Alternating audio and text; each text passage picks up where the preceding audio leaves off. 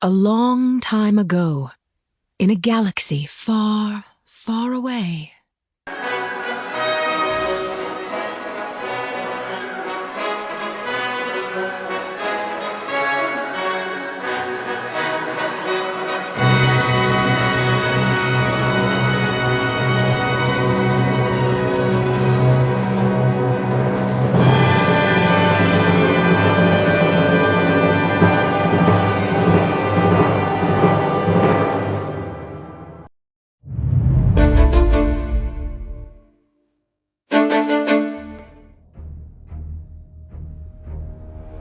Star Wars, Quite a Story to Tell. A Tale from the Old Republic. By Caitlin Sullivan Kelly, 2021. Created and read by The Archivist Publishing.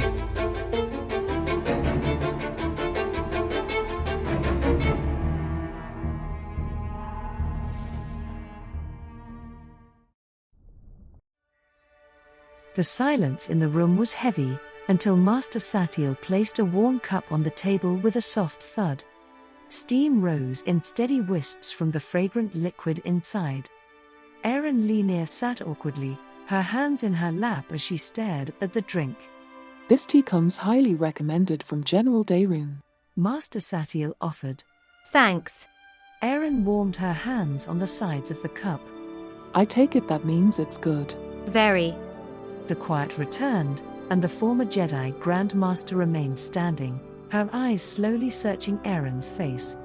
It made Aryn nervous. You can sit too, you know, Aryn said. I prefer to stand. Master Satele countered. But She continued as Aryn frowned. if it makes you feel more comfortable, I will sit. Master Satele pulled out a chair, and Aryn took a sip of the tea she'd been offered. It was good. Really good. And, unexpectedly, it soothed her nerves a bit. You probably don't know much about what I've been up to after. Well, after I left the Order. Aryn began. I have heard a few things. Right. Aryn took another long sip of tea. We live on Dantooine. Zerid, Ara, and I. We have a farm. It's peaceful. It sounds wonderful. It is. Aryn replied. We don't see a lot of trouble. So when something is wrong, you definitely notice. Another sip of tea. If nothing else, it gave her time to steel herself. Now or never. She had to say it. Darth Malgus came to Dantooine. The Jedi's steady gaze didn't so much as waver. Aryn didn't expect the notoriously calm Master Satele Shan to cause a scene, but it was unnerving to see no reaction at all. She might as well have said it was starting to rain. Aryn continued. I could sense that he was coming, so we got ready. Zerid locked down the farm, and took Ara somewhere safe. And then what did you do? After Master Satele's long silence, her question was so sudden that Aryn thought she might fall out of her chair. I went looking for him. I followed his trail to the only place on Dantooine a Sith Lord would be interested in. The enclave? Master Satele said, barely above a whisper. Aryn downed the rest of the tea. She wasn't sure if it was the drink's calming effects, or that Master Satele's stoic veneer seemed to be cracking, but she finally started to feel confident enough to relive what had happened. Aryn now allowed herself to recall and face the events she had experienced on that frightful day, not so long ago.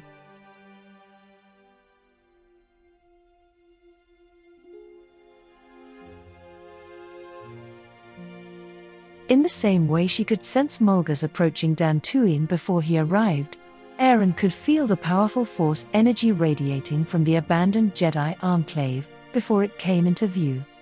But as her speeder raced across the grassy plains toward the crumbling ruins, she could sense something else coming from within, a strong presence, entwined with the enclave's aura, corrupting it. Malgus. Aryn maneuvered the old bucket of bolts behind the biggest bilba tree she could find and parked it in the shade of the leafy canopy.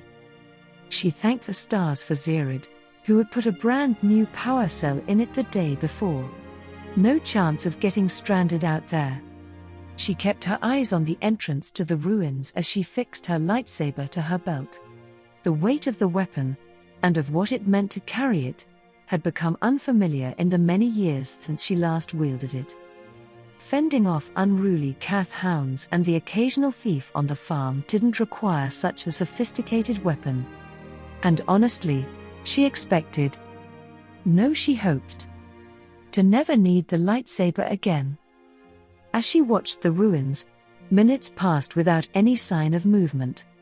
Whether Malgus had already accomplished what he came for and fled, or whether he was still inside, Aryn couldn't be sure. There was only one way to find out. There were many ways to get into the old enclave, but Malgus, brazen as he was, probably wouldn't hesitate to stroll right through the front door. Aryn didn't feel particularly brazen, but she would do the same. She stumbled into the shadowy enclave from the brightness of midday. Her eyes adjusted to the enclave's dark hallways quickly enough, but she still kept her hand close to her lightsaber's hilt while everything around her came into focus. If she was going to do this, she'd do it carefully. She reached out through the Force, but she couldn't sense anything out of the ordinary. At least, nothing felt different from what she'd been feeling so far. And if an ambush was coming, it would have happened by now.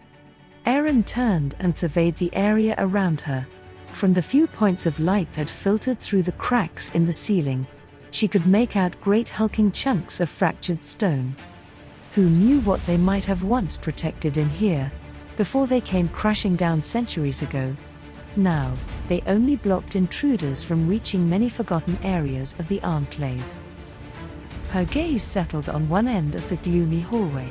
A curtain of dust, dancing in a sliver of sunlight, hung in front of an opening so dark, it could only mean that it led further inside. As Aryn carefully picked her way over the debris littered across the stone floor, she couldn't stop thinking about the irony of what was happening. How many Jedi would have given their dueling arm for the chance to be here? And here she was. An outcast, a failure. Stumbling through the darkness of one of the Jedi's best-kept secrets. She kept her pace slow. No telling what sorts of things decided to make their homes in here, and from the rustling she heard when she got too close to the walls, she didn't want to find out. As for what the Jedi left behind, traps, alarms, that was an even bigger mystery. It didn't take long before the steady, but faint, sense of Malgus's proximity suddenly flared up and hit her like a wave. It was almost unbearable as it knocked the air from her lungs. Not only was Malgus still inside the ruins, he was close. In the murky dark, she heard him before she saw him. The telltale sound of a crystal sparking, igniting a lightsaber's blade. She slammed her eyes shut and raised her arms over her head, summoning the strongest force shield she could muster in the little time she had. But the blow never landed.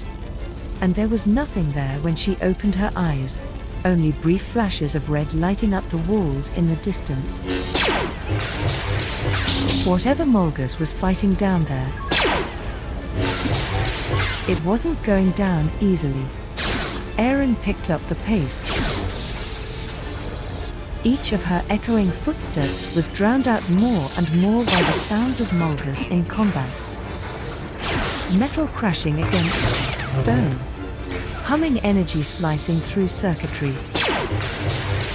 She pulled her own lightsaber from her belt and held the pad of her thumb against the activation switch. She reached the end of the hallway, where the mouth opened up into a cavernous stone room. She could see the entrances to other corridors scattered around the outer wall. And in the center of the chamber, a commanding tower of light, a shadowed silhouette shrouded by the dark side of the Force. Darth Malgus. His back was turned, and Aryn ducked behind a jagged section of the tunnel wall before Malgus had the opportunity to spot her. Crouched down in her hiding place, she watched as formidable combat droids. The Jedi's defenses were still active, after all these years, crumpled like they were made of sackcloth. The droids were swift and brutal, and she couldn't tell where they were coming from, but it didn't matter. He ruthlessly cut each of them down just as fast as they came online.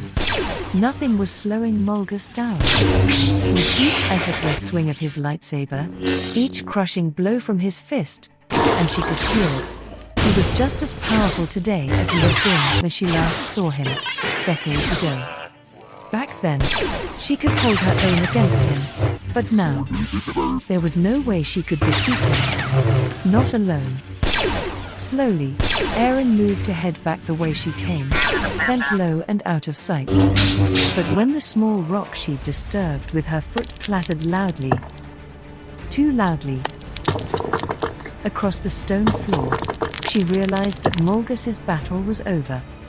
The echo of stone bouncing against stone was deafening, but not as much as the silence that followed.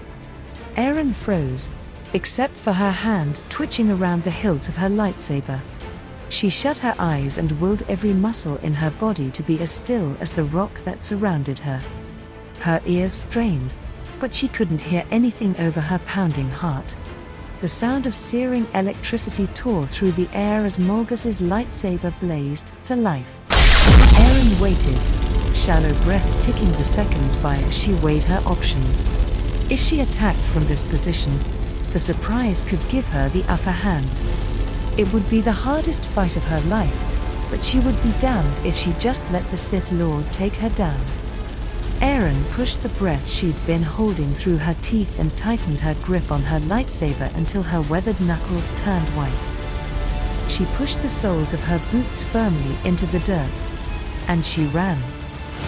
Without looking back, Aryn sliced her arm in an arc behind her, using the force to knock several of the larger stones down into something that resembled a barricade.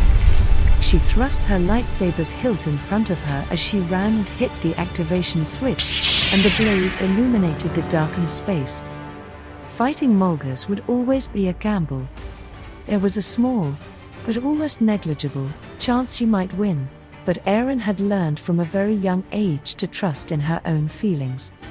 And with every fiber of her being, she could feel that if she faced Malgus now, she would never see the sunlight again.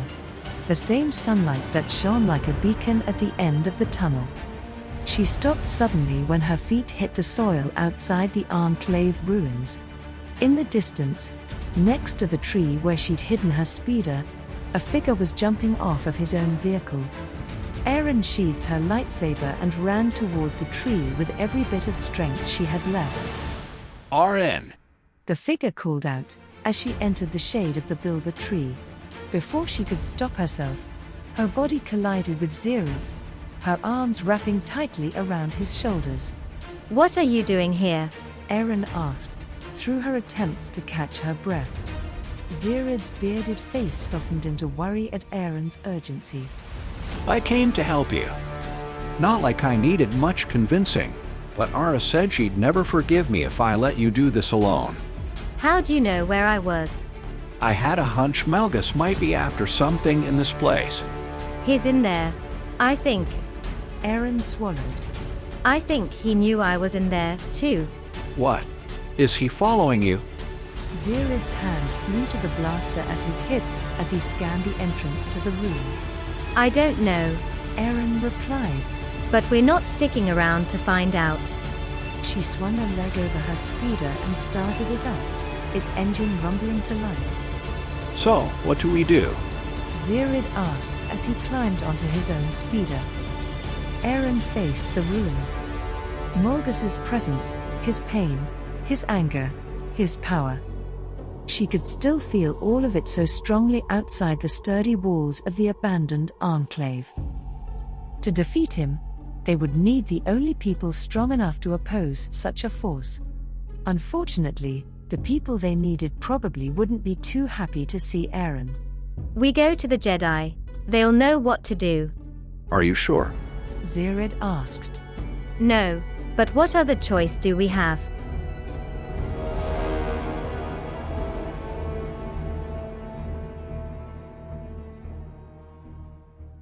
Aryn's thoughts returned to the present and her conversation with Master Satele, as she stated, I really wanted to fight him. Aryn tilted the empty cup back and forth, rolling the bottom along the wooden tabletop. Maybe I should have. But deep down, I knew it was going to take more than one ex-Jedi to stop a monster like Malgus. So, once I got Zerid and Ara somewhere safe, I came here. I came to you. Master Satele's bright blue gaze remained steady throughout Aryn's story. But now, just for a moment, Aryn thought she saw something like amusement as the Jedi narrowed her eyes. I am glad to see that, as you've matured, you've learned to let a cooler head prevail. Aryn folded her hands in her lap and gave a curt nod. Whether Master Satele was offering good-natured ribbing or genuine criticism, Aryn had no desire to be reminded of why she withdrew from the Jedi Order. I could feel Malgus's anger and his frustration, but there was more. It almost felt like he was confused, like he knew what he was searching for, but he couldn't find it. Aryn sighed. That's all I know. I would tell you more if I could. It's all right. You've done well, Aryn. Thank you. Master Satele stood and crossed to the opposite wall, her back to the room. So, Master Satele began. how should we handle this? Aryn furrowed her brow. Why are you asking me? She replied to Master Satele's back. This is Jedi business now, and you're the last person I need to remind that I am not a Jedi anymore. Master Satele turned to face her, her passive expression easing into understanding. You're not the only one who relinquished their ties to the Jedi. My role and my place in the Order isn't what it used to be. If I am being truthful, it's been different for years, really. But we will all have our parts to play in this, regardless of our standing in the Jedi Order. A wordless moment passed, but before Aryn could respond, a cool, clear voice rang out from the door to their meeting room. A young woman with bright red hair leaned against the door's frame, arms crossed. Satele, Saldarin asked to see you. When you can spare a moment. What fortunate timing. Master Satele replied. There is someone I would like her to speak with. The young woman barely spared a glance at Aryn before she turned and left the room. Master Satele gestured toward the door, her gaze on Aryn once again. Let's go together. I know Master Saldarin would be very interested in hearing what you have to say. Aryn stood and walked a few paces toward the door. Just Satele. Since when are you so informal with other Jedi? Sil is well, she is a complicated student, so I try to choose my battles wisely when it comes to her. It seems to help. Master Satele ushered Aryn into the hallway, closing the door behind them. She walked to the right and motioned for Aryn to follow. I mean it when I say things have changed, Aryn, the Jedi Order, and many of us with it. Others hold the responsibility that once was mine, and I need you to tell them your story before you return to your family. The two walked on. I understand that the Jedi aren't what they used to be. Aryn began. But things can't be that different, can they? Oh yes, they can be. Master Satele replied, serenely. But change is one thing that the Jedi have always been familiar with, no matter how hard we fight it. And after all that you've shared with me today, I feel that more change is yet to come.